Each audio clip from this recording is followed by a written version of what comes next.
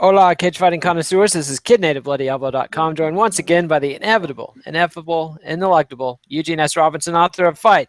Everything you always want to know about ass kicking. You're afraid to get your ass kicked for asking. What? An errand always. No siempre. Well, you know what are you going to do? But we need a disclaimer because we're here. Right. That's what you're going to do. Yeah. When's that going to happen? We need a disclaimer, Eugene, because we're here for the UFC 192 Care Don't Care preview, and some of the crybabies get their feelings hurt. Okay. We crybabies, bedwetters know this and know this now. This has less to do with your talents and skills as a fighter or a human being, and much more to do with the marketing heft and weight that the UFC has put behind you, or lack thereof. You want to get from the don't care list to the care list. Fight an interesting fight. It is possible. But don't come crying to us, crybabies, bedwetters, greedy bread gobblers, work-shy individuals, indeed, asswipes. I wrote a piece once on the difference between asswipes, fuckheads, dickwads, and dumbasses. And dumbasses. Those are important distinctions. So if you want to start out, dumbasses down here, fuckheads over here. I see. Is there a y-axis on this, or is it just a No, it's a linear.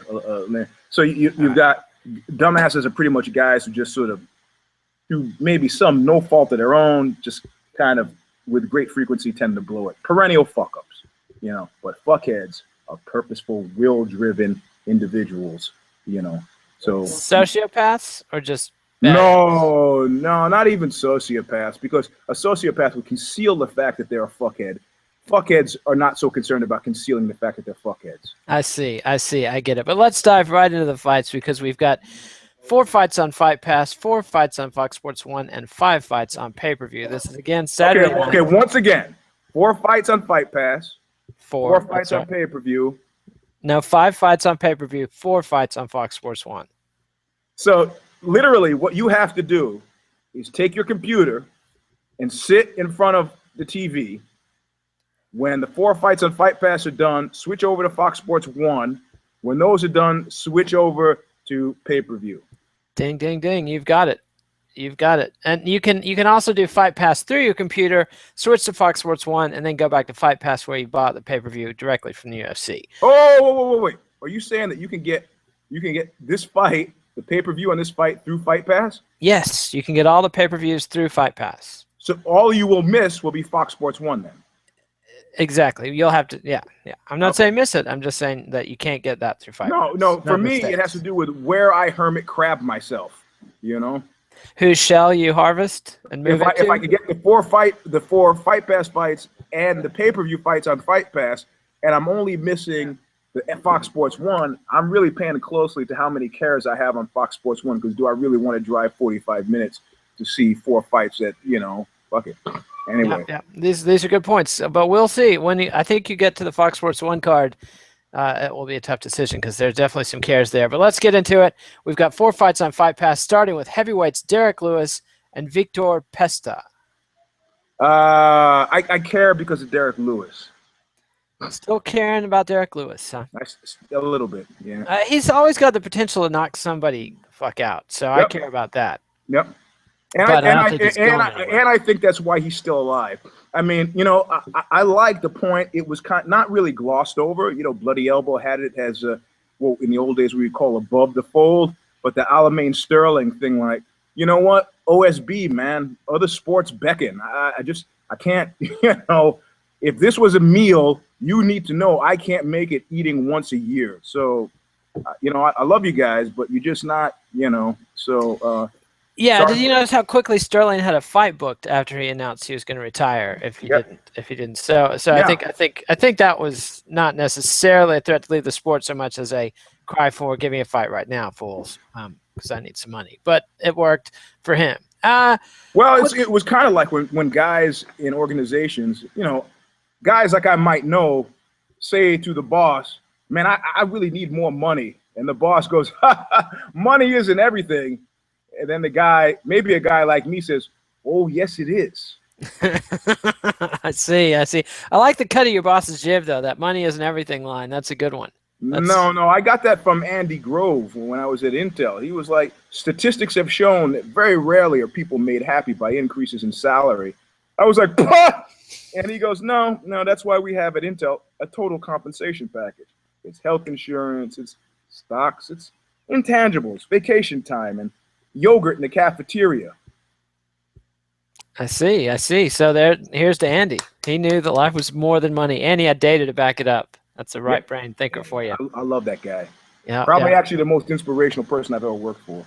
Well, starting with escaping from the Nazis in Hungary. So running away, that's what you admire, huh? Man, just like Sir Robin in Monty Python and the Holy Grail, running away and scampering off and not coming back. that I like. Cool. Well, I'm going to give Derrick Lewis and Victor Pesta a care as well. And that moves us on to flyweights. Chris Carriazo and Sergio. I can't believe he's on Fight Pass Pettis. Yes, and I have to say I'd already done my mea culpa on Knuckle Up, but I have to say that I confused Chris Carriazo with Chico Camus. That can happen. That's who I thought. I was thinking the guy who trained with Darren Uyenoyoma. And lo and behold, I mentioned his name. It's like, bing! Here, he's fighting.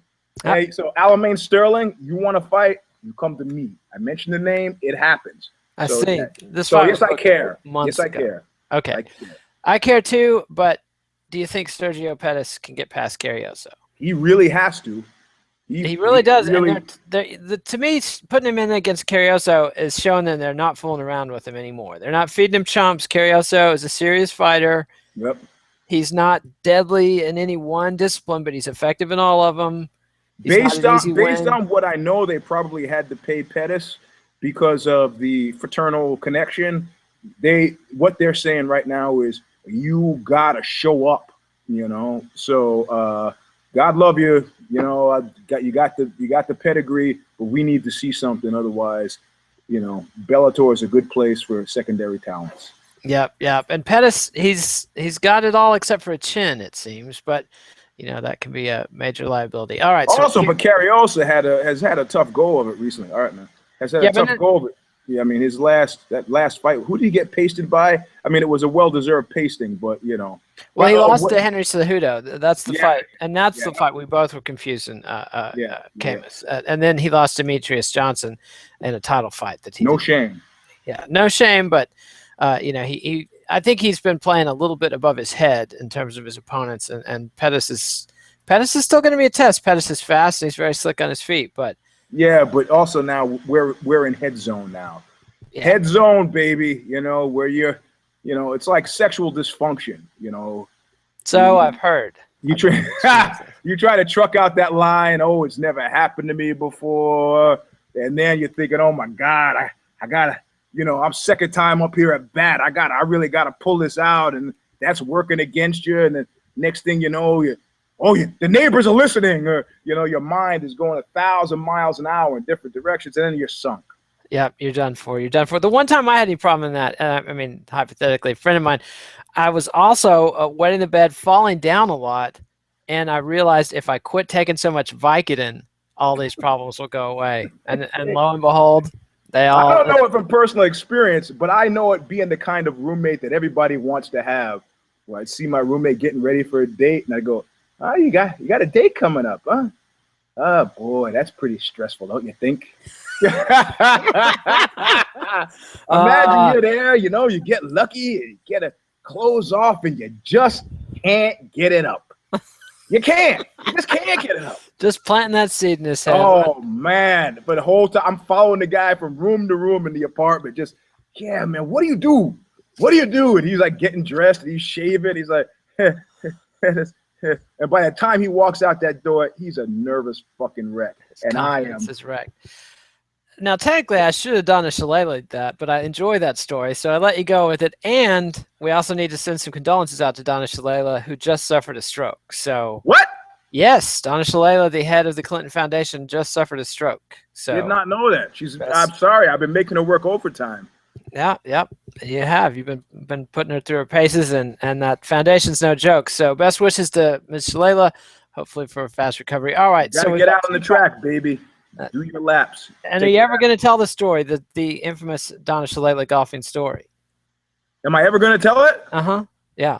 See, that's the thing, man. We're in Escher go to Bach territory because I have told this story. When have you told us? So that's you were just trying to lure me in to retelling the story so you could Donna Shalala story. I won't have it. I'm not with it enough to do that. Yeah, okay. We'll do it some other time. All right. So we've got 2 fights, 2 cares. Are you going to make a pick in Carrioso versus Pettis? I got to go Carrioso, man. I got to go with the tough as nails veteran who's down 2 fights and over the kid with who's a head case. That's. I think I'm with you on that one. Yeah. Normally, sometimes I'd be tempted to go for talent, but not. In this case. Okay, and just to be clear, we care about Lewis and whoever, but we're not making a pick on that. I don't care Lewis, enough to make actually. A pick. I pick Lewis actually. I don't think Pesta has seen that kind of power before, but we could be wrong. All right. Well, do we have to make a pick or we don't? You don't have to make a pick. It's okay, so I care, but I'm not going to make a pick. But I am going to pick Carrioso. Okay. All right. So Eugene ducks the first fight. And all right. I'll put Lewis. all right. So now we've got lightweight Francisco Trevio versus Sage Northcutt. You know what? I don't care. I almost care just because of the hype job Dana White's been doing on Sage Northcutt as the I distrust it, man. I distrust it. Well, I didn't say that I believed it. I just said I was. Juice. I'm looking at it like it's not orange juice. Yeah, see, I'm caring insofar as I'm paying attention, and I want to see if Dana's hype is his usual bullshit. All right. By that standard, I care, but I'm not going to make a pick. Okay, no, I'm not going to make a pick either. All right, and now we come to the final fight on Fight Pass: Islam Makhachev versus Adriano Martins. I don't care. I don't care either. All right, so that brings us to the Fox Sports 1 card. First up, women's strawweight Rose Namajunas. So I'm writing this stuff down so that I know. Okay, go ahead. All right. So if you're going to take the time to write things down, wipe the bead of sweat off your forehead. How much did Dream Crusher? You think it's driving you crazy? Driving me crazy. I didn't realize the video acuity was that great. You're in high def, son. High def. Clean my face better. You got two giant drops of sweat. How many times did the Dream Crusher tap you today? The Dream Crusher trapped me 0 times today, but he does it other ways. He does it by like standing really close to me when I'm rolling and going, oh my God, horrible. And his specialty today was, where did you get that stripe from? Who gave you that stripe? I didn't give you that stripe. Well, I'm glad to see he's keeping you in your place. And I don't mean from across the room. He does that too. That's bad enough. I mean standing right over you as you roll. He's doing it right now. Well, everybody needs more shame, and especially you, Eugene. Correct. So the best treatment for clinical narcissism there is. So they say there's no such thing.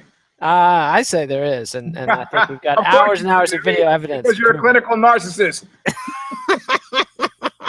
Indeed. All right. So women's strawweight, Rose Namajunas, Angela Hill. Care. You care because Namajunas. Yeah, I care about Rose too. And pick Rose? Am I picking her? She's kind of been uneven. She's almost she's not quite a gift, but I pick her and I feel nervous. I'm not even tempted to pick, but it is mainly because of Rose more than Angela. I'm going to pick her because I haven't made any stupid moves yet, and this is going to be possibly my first on the card. So. That's your first stupid move. All right, so welterweight, Alan Jouban and Albert Tumanov.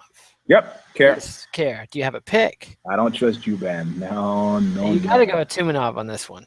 Yeah, I think I'm going to go with Tumanov. To me, it's a pretty easy pick. But all right, so now we've got featherweights, Yair Rodriguez and Dan Hooker.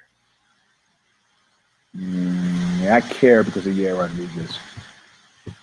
I don't think I do. Rodriguez hasn't quite sold me on concern for his fate. Is it because you don't trust him? I'm not moved. He hasn't done anything for me one way or the other. If I trusted him, I would have feelings. I have no feels. I has no feels. Therefore, I don't care. So you don't care. All right. I don't care. No. So I think I care, but I don't care enough to make a pick. I see. Fair enough. If Rodriguez was a stock, it'd be a wait and see. All right. So far, it's not looking like you're going to make the 45-minute drive to see the Fox Sports 1 show. Correct. Not for Rose and Tumanov. But wait till you hear this one. Flyweights, Joseph Benavidez and Ali Bogatinov. Yeah, of course. God damn it. Yeah, see, you're not going to want to miss this one. And then this way you can get somebody else to pay for the pay-per-view. No. I got a better idea. I can't talk about it right now. I see. My objective is to drive the least and to sit my ass in one place the longest. And so I have a way to figure out, I now have a roommate. Oh, yeah. Yeah, and he and his wife actually have a TV. I see. Well, just nose on over to their section of the compound. And all right. It is a compound, so I have to truck him to the back, but that's all right. There you go. Well, that's all right. I once had a friend who let Al Jorgensen's wife move into the apartment in the back. And I imagine she was sleepy a lot of the time. She was on the nod a lot, but well, a need for many naps. Yes, the dog tended to step on needles though sometimes, and that was a bad scene. So I had a roommate like that where I would have to go tiptoeing through the syringes. I was like, hey man, he goes, oh, I don't know how they got out there. You don't know how your syringes got out in the backyard. Are you diabetic? Was this steroids or some sort of? No. IM syringes, you don't lose those. I see. They're huge. IV syringes, maybe you drop them, maybe you lose them. I see. So I'm not picking up your syringes anymore. Terrible idea, Eugene. What were you thinking? What, picking them up? Yeah, having a junkie roommate. Like, what's the? He wasn't a junkie. What? Just occasional recreational dabbler. He was a speed freak. Speed freaks are fine until they collapse. That's what happened. Oh my God. He had one day he shows up. He used to show up with homeless people because he never liked coming home to an empty house. Right? He used to show up with homeless people. I go, who's that fucking dude in the living room? He goes, he's just a friend. I go, from when? He goes, I met him today. I go, hey man, get that fucking guy off the couch. Get him out. So one day I show up and there are 3 girls in the house. And I go, who are those girls? He's like, you gotta help me. You gotta take care of this. I go, what do you take care of it? How old are these chicks? 2 were 15. Was it one? Oh, this is great. 2 were 15. 1 was 13. I was like, you got to get him out of here. He goes, I can't. I'm too tired. I've been up for 5 days. He goes, just put him out of the house. I go, we live in the murder capital of America. This was back in the 80s. I said, I'm not putting these 3 white chicks out on the street at fucking midnight. Are you crazy? He goes, well, I can't. And so I said, hey, man, that's not my problem. I disappear into my bedroom, and I hear the girls all running around the house, and I bang, bang, bang, bang. Where is he? Where's Cholo? Bang, bang, bang, bang. Where's Cholo? Cholo. And they like, Eugene? Yeah. Cholo's gone. What do you mean he's gone? So I fucking kick his door open because I know he's not gone. And he's like passed out, so passed out that when I kick the door open, he doesn't even come awake, And I was like, what are you girls? What have you been doing? He said, well, Cholo had us. We were smoking some crack earlier. I'm like, now I can't drive them home. I'm going to drive a 13-year-old and 2 15-year-olds high on crack home? No, cannot do this. So this story doesn't get any better. I need to stop. Never have a roommate who's a speed freak. That's the subtext. I see. A lesson learned. And now we're going to have to I just hope that no further bad decisions were made by you personally in this incident. This story is not about me, my friend. I see. So just it goes, the crackheads at that point, because the guys they were smoking crack with realized, oh my God, there are 3 pieces of candy in there. So it was like, it was zombie apocalypse. Let us in. And it was terrible all around. Well, that's the moral of the story. Don't have a speed freak for a roommate. I can also say don't have a speed freak for a secretary. That was a painful lesson. Hey, how about this? Let's just stop with don't have a speed freak. Yes. Ixnay on the spay. Yes. Yeah. All right. So Benavidez, Bogatinov, you care. I care. I'm going to go with Benavidez. To me, it's a pretty easy pick. Yeah, Benavidez is too well-rounded, and Bogatinov has a puncher's chance. Yeah. But that's about it. So, yeah, Benavidez is good. Benavidez thinks he's going to get another title shot. Benavidez might be right. And to me, there's one guy who needs to be worried about his future.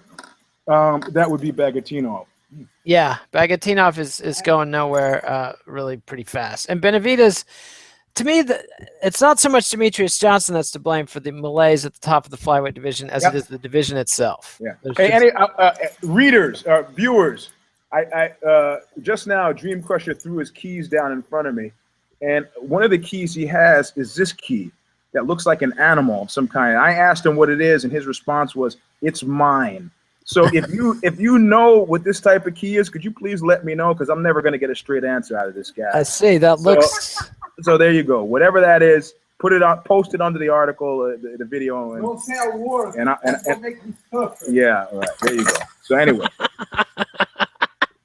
What were those muttered Brazilian accents? He said, "Don't say a word. Make he suffer." I see. Make he suffer. That could be a T-shirt. Make he suffer. Oh, he's got a lot of T-shirts in him. I see. All right. Make he suffer. All right. So now we're moving on to the pay-per-view portion of the card. First off. No. We missed one. No, we didn't. We had 4 fights on Fox Sports 1, 4 fights on Fight Pass. That's 8 fights. We've done them. Okay, so hold on. I have Rose Tumanov Benavidez. What fight did we not care about a Fox Sports 1 fight? Joban Tumanov, Rodriguez Hooker. Yeah, Rodriguez Hooker we didn't care about. Yep. Okay. So you almost cared, maybe. I almost care because I care about Rodriguez, but not enough to make a pick. That's why he's not on my list. Yes. All right. So now we're moving on to the pay-per-view portion of the festivities. Yeah. Women's bantamweight Jessica Ai versus Julianna Pena. Oh, I care. It's a big care. However, I don't think I can trust either of these women. No, definitely not. Although I'm picking Ai. Okay, just for the name of for the sake of action, I'm gonna go with Pena. You're gonna go with Pena? Just, I mean, I this is one of those moves where I don't know. I feel uneasy picking either way. I don't know. Yeah, I'm not usually comfortable with Ai because Pena's been better in the UFC than she was outside the UFC. Yeah. But I don't know. Point of interest: Betch Kahea is training about 12 minutes from where I am right now. 12 minutes away. Yep. Where, on foot or by car? Oh, you're a funny guy. And he's training down at AKA. I was surprised to discover that she's out here for some reason. I see. Training at AKA. At this point now, when somebody says they're training at AKA, it could mean so many different things. I mean, just because of Scott Coker, then the return of Bellator, the seat of power having, returned or removed itself to San Jose, that could mean anything. I'm sure, I am 100% sure that when the bald one hears that somebody is training at AKA, if it's somebody he cares about, he's nervous. I see. That's the center of badness, of bad anti. Hey, man, all you have to do is see Josh Thompson roll up in whatever car he's driving, counting some of those 50 G's he got from his last Bellator fight to go, that's funny. Yeah, but you got a bag full of Reebok gear. Yep. Shoes. Look at, Oxbow was sponsored by Onitsuka Tiger once. I was like, all right, we get a check or we get what? And they go, here you go. And they handed me a white bag with sneakers in it. And I was like, fuck, this is a fucking drag, man. You don't wear shoes? Nothing. What? And I put the shoes on and I take the bag out and I walk outside and instantaneously set upon by a hipster who wants to buy the shoes and the bag. Apparently they're super valuable. I was like, what? All right. Well, did you sell them for cash money? Fuck no. I kept both. I got one of the bags from one of my musicians, my drummer, who didn't give a shit about his bag. And I got both of the pairs of shoes, and I wear them sparingly out now on special occasions. I see. Well, aren't you well dressed? So, did you decide on a pick between Ai and Pena? Yeah, I picked Pena just to keep things. Just to be contrary. Okay, all right. And it was Betch Kahea, not either of these fighters, that's training at AKA. Correct. I see. And that was apropos. I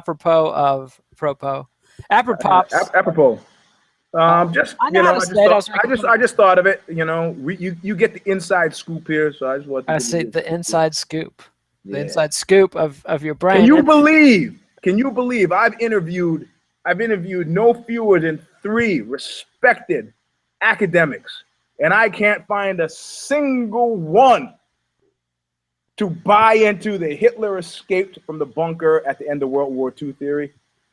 Well, they're all even in the face of, we couldn't find Bormann, we couldn't find Mengele, or we found Eichmann. Where? In Argentina. But Hitler, oh no, he died in the bunker. I see. Well, once they get that PhD, Eugene, they have to sign off on the Hitler conspiracy. That's I think pretty much, man. I think pretty much, Yeah. That's a part of the accreditation process for a major American university. There's a number of conspiracies you have to sign off on. You know what? You make a joke. A friend of mine was a quantum mechanics physicist, and he interviewed at Yeshiva University. And they were during the job interview, he's sitting there, and they say, all right, I'm going to ask you a few questions. He was like, cool. He says, okay, the age of the universe being 5,000 years, and he goes, what? He goes, the age of the universe being 5,000 years. He goes, no, the universe is older than 5,000 years. He goes, you do realize you're at Yeshiva University. 98% of the people here believe that the universe is 5,000 years old. How are you going to deal with that? And he was like, well, that shit's preposterous. Science is science. You can't. And he didn't get the job. Oh, well, there you go. Lesson learned.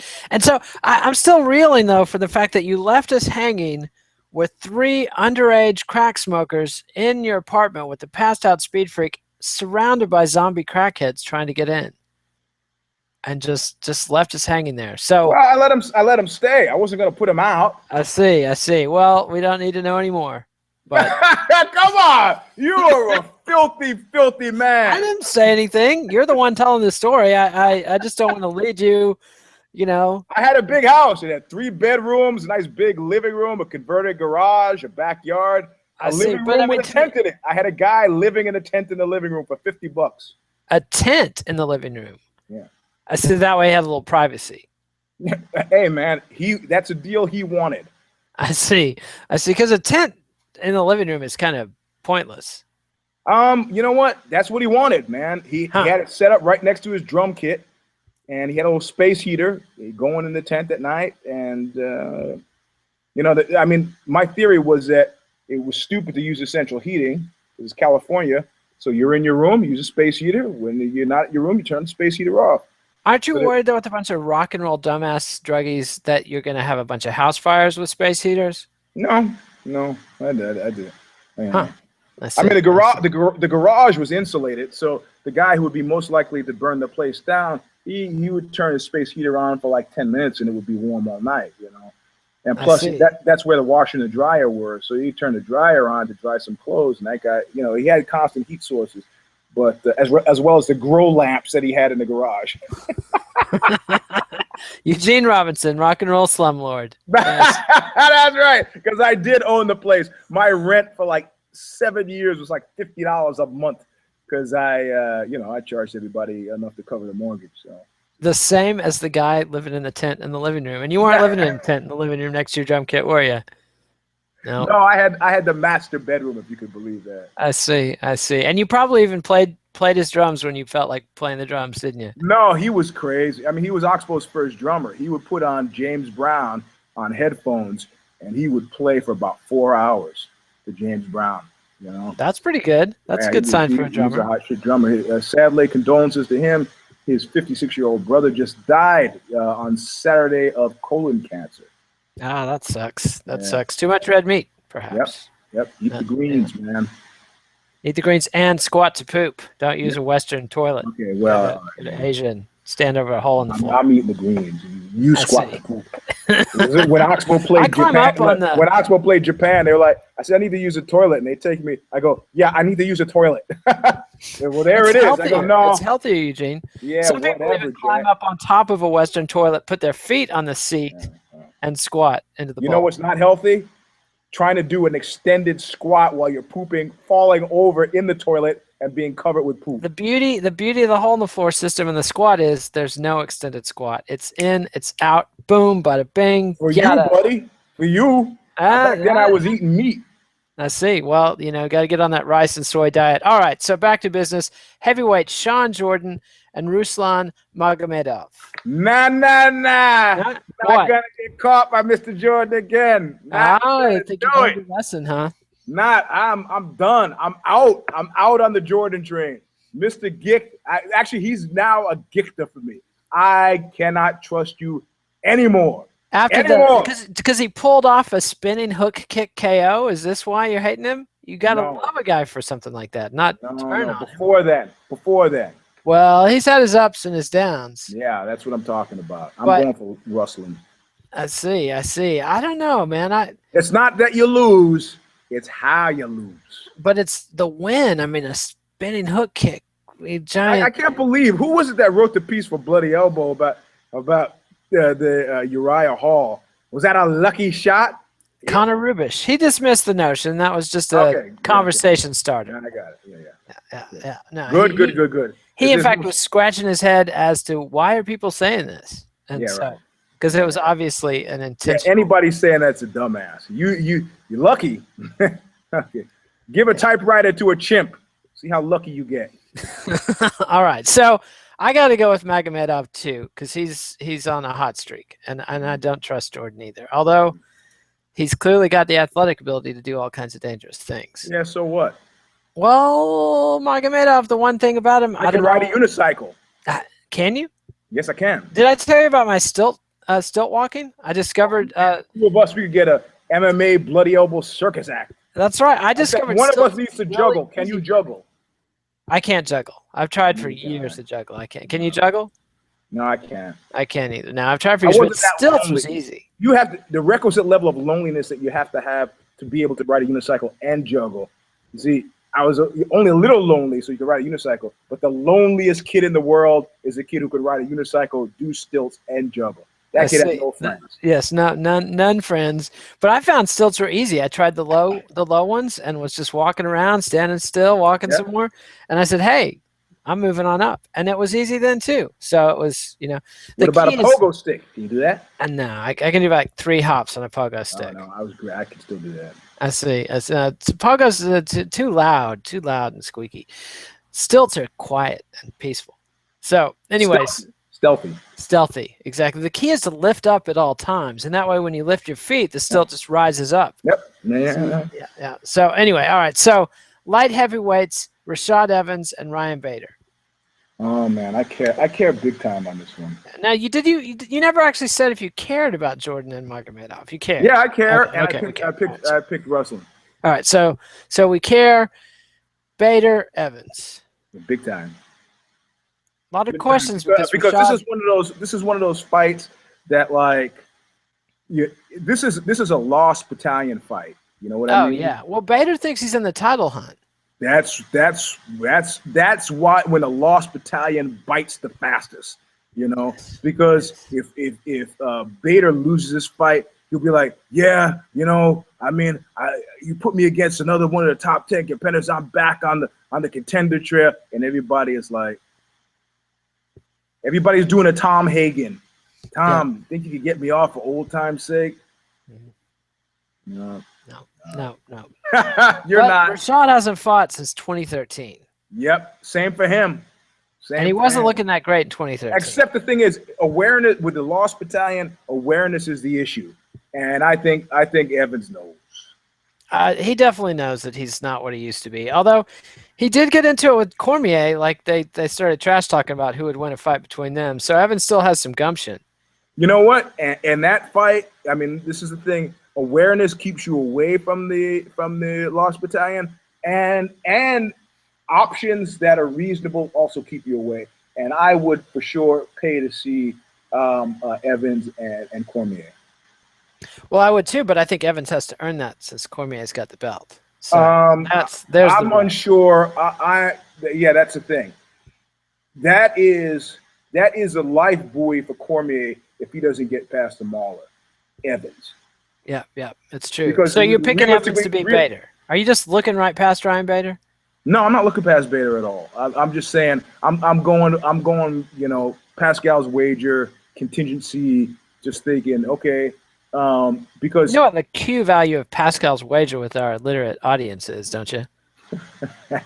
I've mentioned it enough on Knuckle Up that you should know it. So all right. So go ahead. So I think that there is no juice in I don't care who has got the belt. There is no juice in Cormier and Johnny Boney Joni Part 2. I don't think it is. Oh, dude, you're crazy. There's huge juice there. Huge, juicy juice. No, I don't think so. I mean, and I think the reason why is because Cormier took his cards and went like this, and his cards said, "We need John Jones to eat."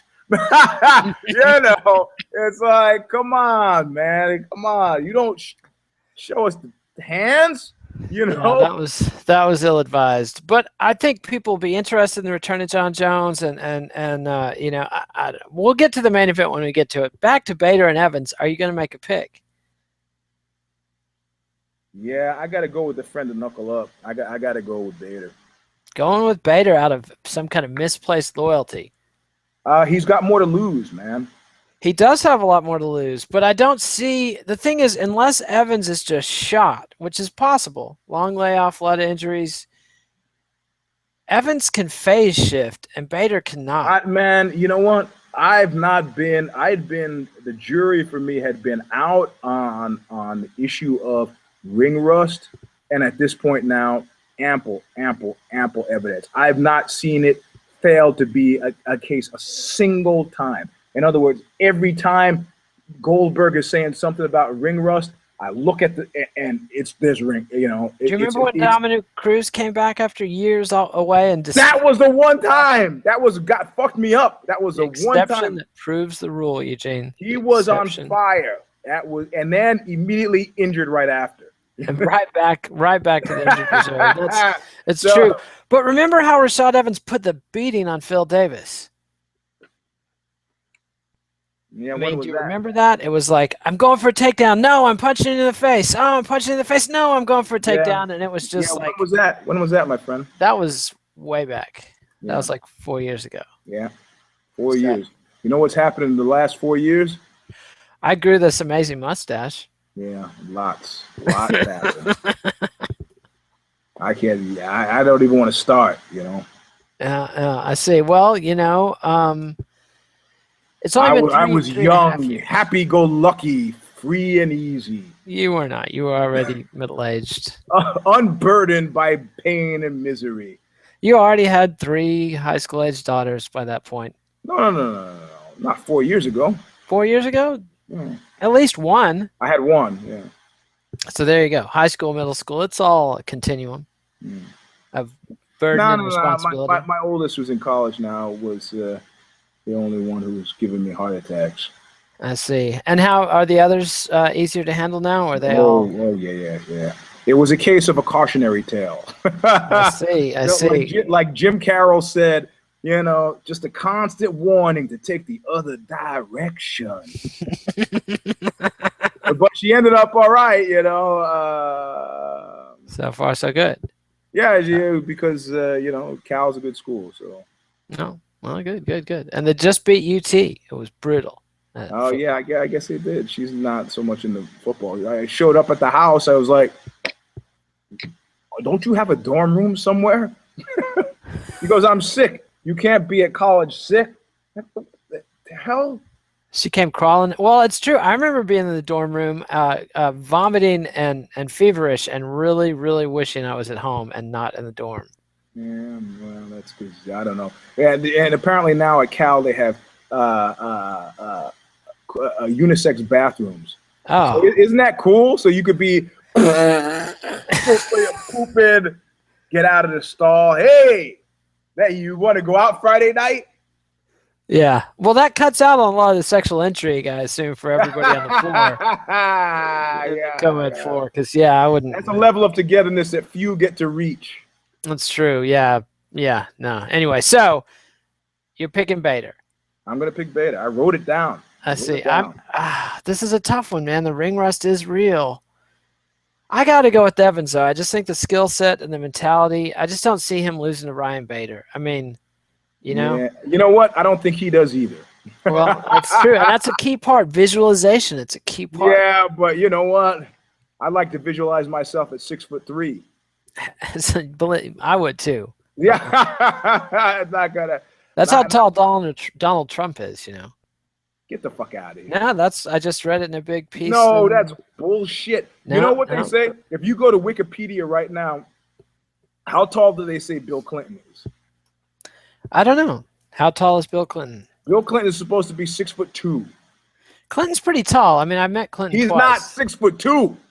Yeah, it says 6'2". Barack Obama is 6'1". When I met him, I looked down at him.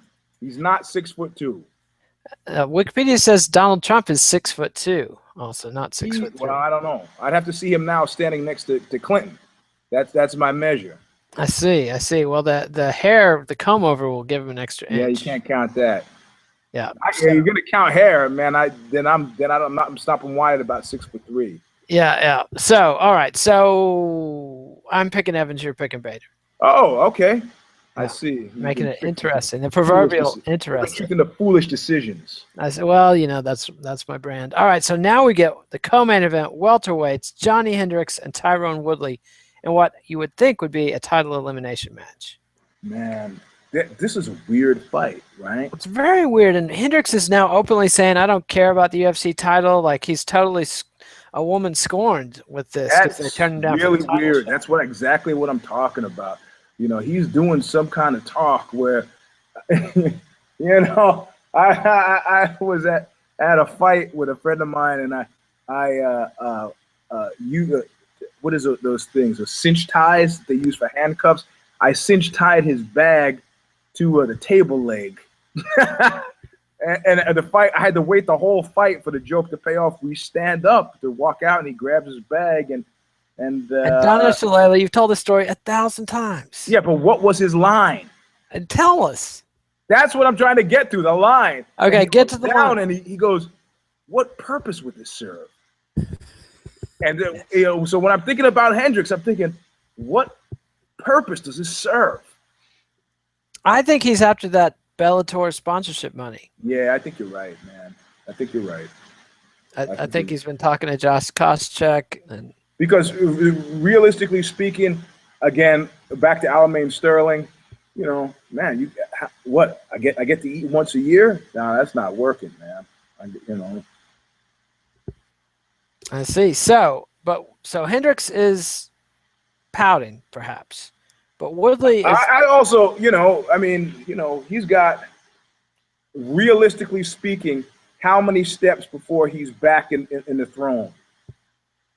Well, play Joe Silva for a second. How many steps before he's back in the throne? I'm with Hendricks in that I do not understand the reasons for booking Condit versus Lawler other than it's a fresh fight, because Hendricks and Lawler were both really good fights. They were super competitive, and why not make it a trilogy? I don't understand. Because it comes down to his constituency. And the constituency against it or for it. What I mean, strange to me too. But when I'm seeing something like this, I'm saying Hendricks has no groundswell. No. Yeah, the two fights were not huge pay-per-view sales. Nope, and it's not. There's not a clamor. You go into forums. Who's clamoring to see this fight? Who stands with Hendricks? I was a fan. I was on team what the hell's it, Big Rig. But, he wasn't liked as a wrestler, and that shit becomes a lifelong habit, But he hasn't translated that into being hated as a fighter, which would be very lucrative. If he had the kind of anti-charisma he did in the NCAA, people would love to hate him. And as it is, people hate his restaurant, but that's about it. Well, there's a difference between disliking and hating. Have you read the Yelp reviews of his restaurant, by the way? No. Highly recommended. Okay. Things like... Well, the iced tea wasn't terrible. That's, the biscuits were soggy, the corn was moldy, the steak was overdone, and the iced tea wasn't terrible. That's the kind of man. Yeah. You know what? I mean, if you think about it, if you think about, the connections between MMA and porn really run deep. How deep? Where like Mr. Marcus said. They knew what the job was when they took it. I'm sure the bald one is like, I don't know how I could have been any more clear about this. MMA is not a long-term career. I said that. It's true, but when the bald one got in MMA, there was money and sponsorship, and now there isn't.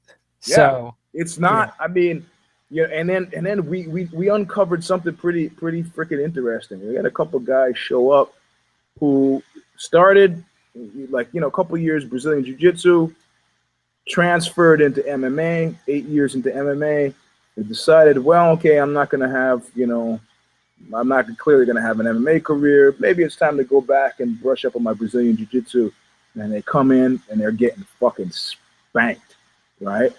Right. They're getting spanked by guys who are doing Brazilian Jiu-Jitsu 6 days a week. But you have to question, what did the MMA get you?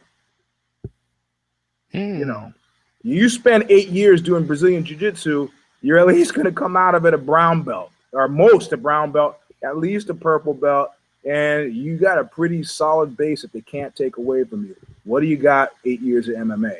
You got, brain damage. Brain damage. 8, and then how many fights do you even get out of that? Even on an amateur level, it's not like before where you can get a record like Jeremy Horn, 80 fight. You can't even do that anymore. No. If you were to book yourself, you go, okay, King of the Cage, Gladiators Challenge, Tachi Palace, and just in California, Tachi Palace, Camel Smoke. Well, you can't do both. You can't be pro and am. You got to be pro. I mean, you can't. I mean, it really. Yeah, the fights aren't out there anymore. It's no. You would be better. You would be better developing a following, and then transitioning into MMA than working your way up through the ranks in MMA. And develop a following how? There are these guys that you hear about before you see them, right?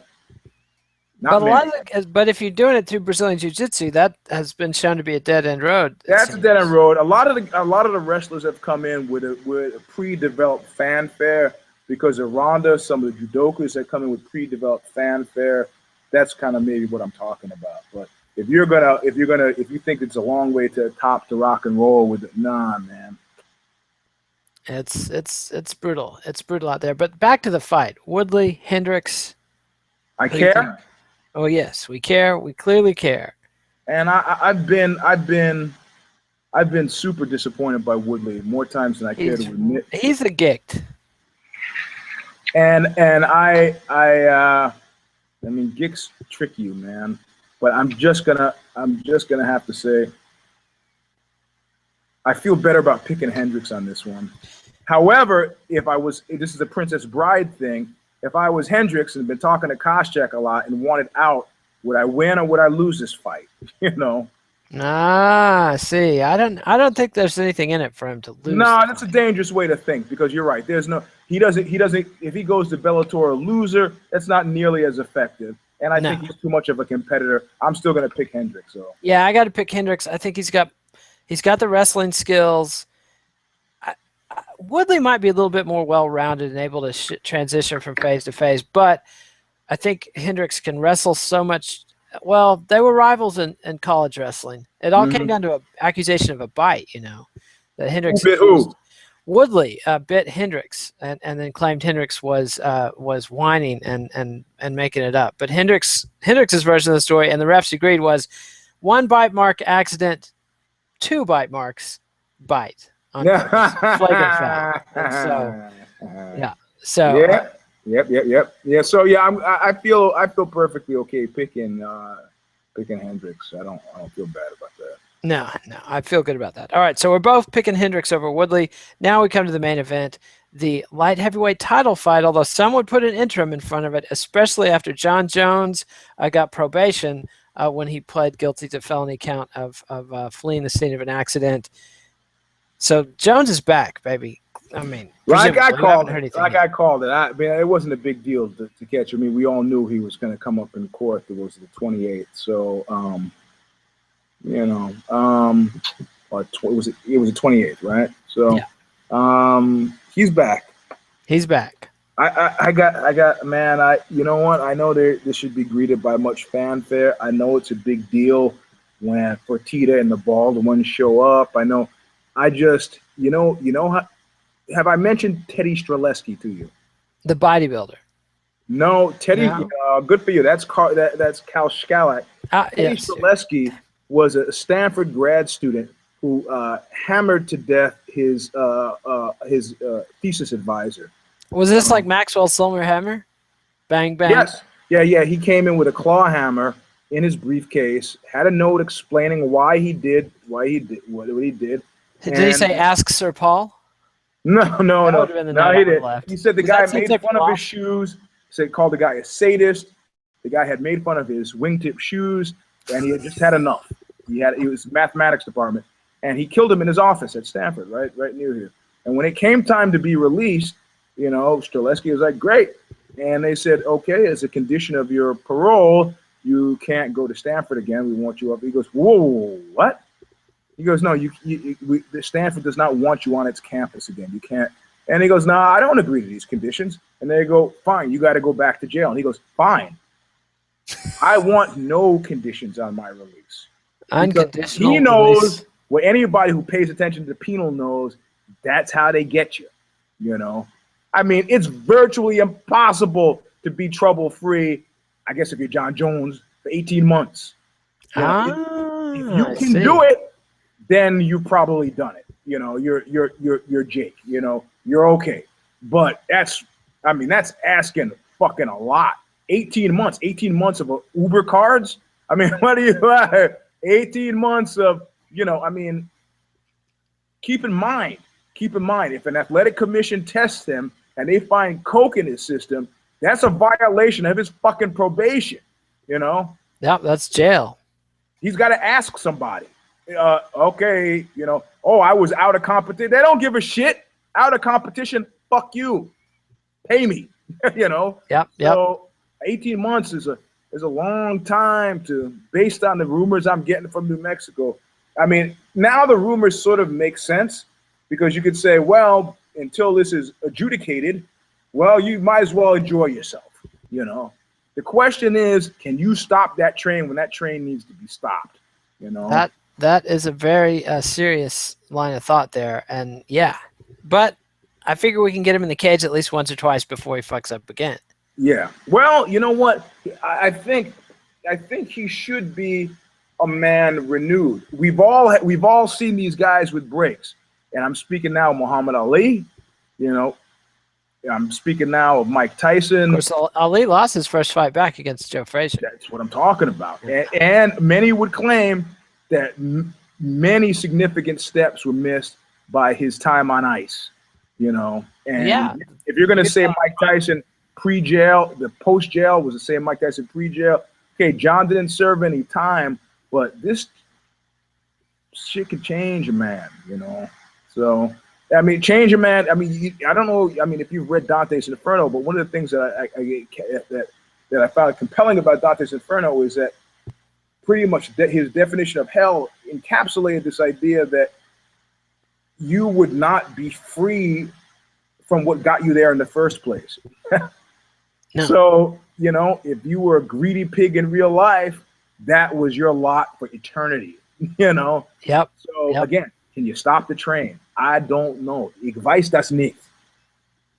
I see. So, Cormier Gustafsson. Yeah.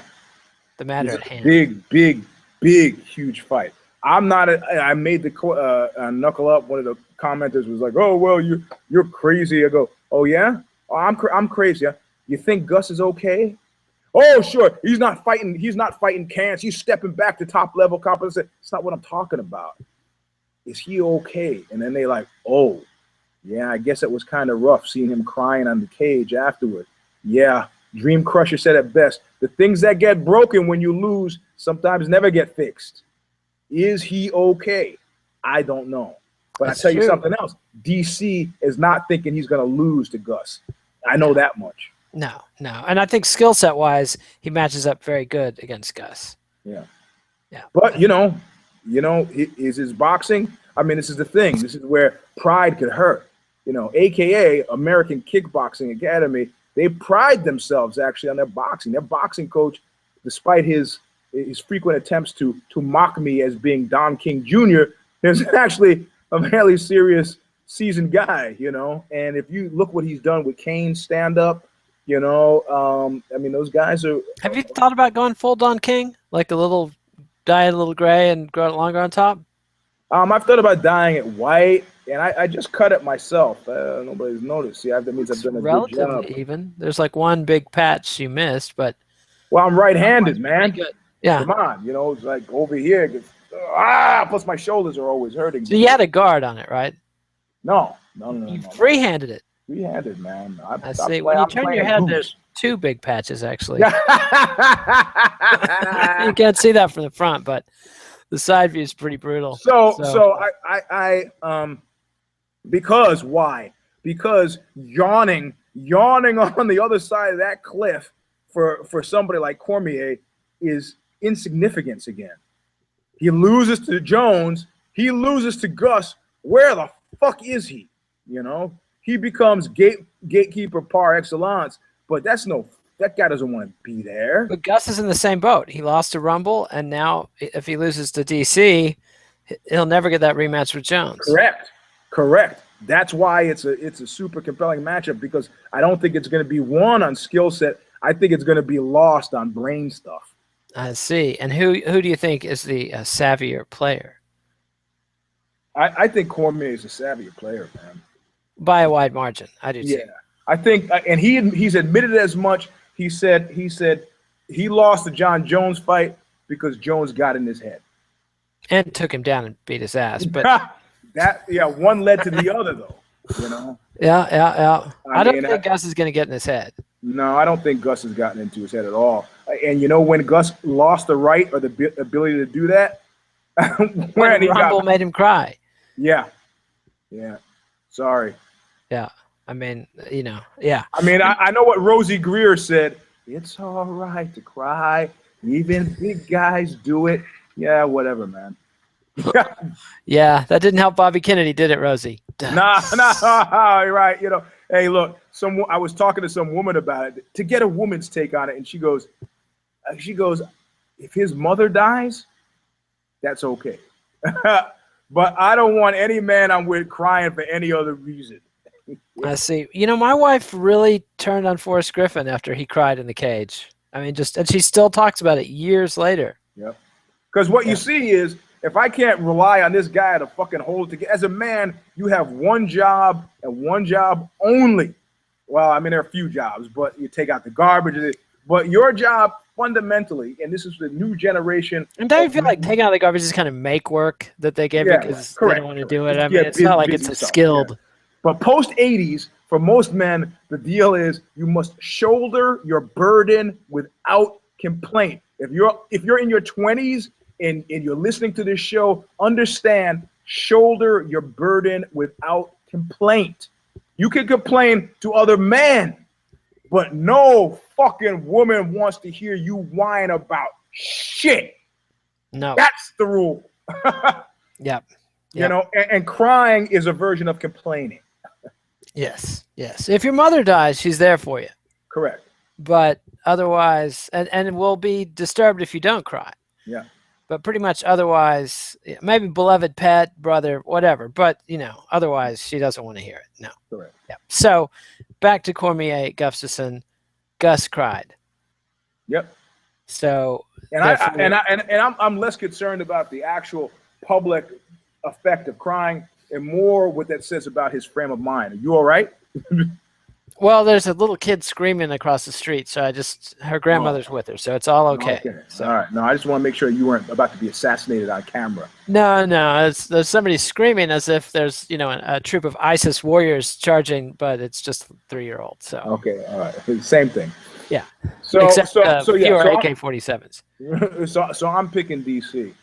Yeah, I got to pick DC too. I'd like to make it interesting, but between the skill set, the mentality, and the stakes. Now keep in mind, DC was crying too. Well, it's true. He had a dark night of the soul, but post facto, he's put some of that in his rear view mirror by fucking up Rumble. Yes. And in my mind, him fucking up Rumble was head. It was because he survived the onslaught of Rumble. Yep. I mean, do you remember the one punch where Rumble literally caught him in the jaw and he flew across the cage. I mean, that was incredible. And the fact that was incredible, and that was where Rumble folded. Yep. Once he came back from that, Rumble was like, I hit this guy with everything I had. And and you have to start thinking. I mean, there's this guard pass that I use, and some guy got me to thinking. He goes, what's special about this guard pass is not that you're digging your elbow into the inside of a guy's thigh. It's not how hard you do it. Is that like a mule, each and every time you put it down, it's got to be the exact same spot, and it's an accumulative thing. So what did that have to do with anything? Tie it together, man. Tie it together, Eugene. You're not listening? I am listening. Guard pass, thighs, same spot. Yeah. Okay. Rumble, punch, connect, dot. Yeah. Okay. Well, so what I'm saying is that his failure to follow through is what killed him, and he didn't follow through because of no belief. I see. And also, I think of the fact that DC was free to fly across the cage. That meant the momentum went into moving the body. Like when he caught Gus was pinned and not going anywhere. Yeah. And absorbed all the impact with his brain, and the rest is history. And you're yawning, so let's call it a show. Well, we're at the end. I haven't heard you make a pick though. I picked DC. Okay. You're losing it. I know you're distressed, anxious to get on the phone and call Donna Shalala with you. No, I'm starting to run again because we have a show November 1st. So typically about a month before a show, I'll start running. And the first day back running was just, man, that was hard. Yeah, running sucks. Do you use the Mick Jagger aerobicizing program? No, but I mean, the thing is, I'm not doing it. Both he and Axl Rose doing this thing where they're running across the stage this way and that. I'm not doing that shit.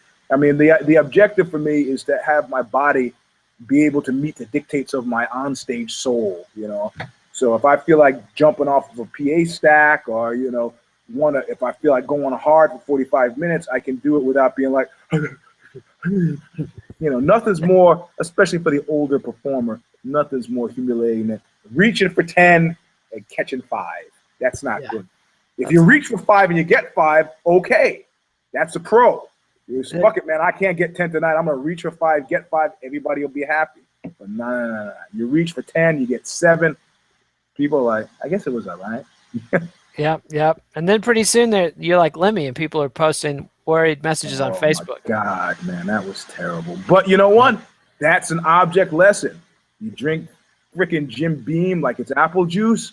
You smoke and sit on your ass and play video games all day. And at some point in your late 80s, it's going to catch up to you like it did. I wish he wasn't his late 80s. He's not. No, he's what? Let's see. He's in his early 70s, isn't he? Late 60s, I think, but still. Yeah, man. I mean, all this shit was drawn from, African American bluesmen. All that hard living shit. You know how old Robert Johnson was when he died?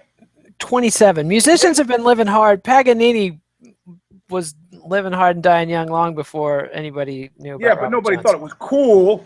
Oh, yeah, they did. Paganini was a big deal. The Devil's Trill. I mean, everybody in Europe, man, they were flocking around. Generation of classical performers were like, yeah, man, come on, line up. Look at Chopin. He got TB and was just romantic, wasting away. And then actually, my experience with Schubert that died of syphilis. I mean, come on, these guys were rocking and rolling. I've had a pretty good experience with opera singers. Have been completely fucking insane in my experience, I don't know any opera singers, so you've consorted with the. Well, I always get these people who are attracted to me because they're like, I'm insane, he's insane, it'll be great, and then it's like playing cards or something. Then at some point you realize that person is much more insane than I am, so I have to recuse myself. So all the opera singers who thought I'm insane, Eugene's insane, we gotta hang out, they no longer speak to me. I see, because they were like, Eugene's not really that insane. That was yeah. That's what they were thinking. Yeah, good for you. Thank you. Well. Thank you for protecting me from myself. I knew a ballet dancer once. He was a meathead, complete meathead. It happens, man. Just because they're doing fine arts doesn't mean they're fine-minded. No, because it's the skill set is essentially athletics. Yeah, there. right. So, All right. So that's our show. Give us a like on YouTube. Subscribe to MMANation.com on YouTube. Actually, this is not a like. This is a thumbs up. These are 2 thumbs up. Where you put them, that's up to you. Subscribe to MMA Nation on iTunes if you want to hear it without seeing the ugly. And follow us on Twitter at KidNate, at Eugene S. Robinson.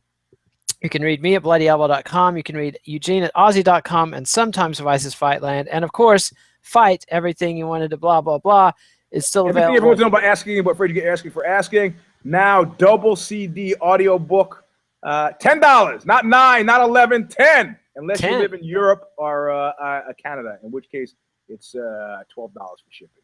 I see. And still available on the Kindle via Amazon and BarnesandNoble.com. Yeah, some enterprising young man dug deep and found a link for me where there was like a wellspring of books. So I'm buying up books again. So I will have some more books on hand. All right. And those will be not the $65 ones. That was nuts. No, that's not a good deal. All right. And tomorrow we'll be back with If I Did It with Alexi Old. If I Did It! Yes. And John Jones is the obvious PR, a case study we'll be talking about. Man. I'm nervous, man. I'm nervous. Yeah. I'm nervous. Your points about the piss testing, yes, are good ones. All right. So, and also the Dallas, Connor, and Zane. Dallas. Let me tell you about that guy. And Zane.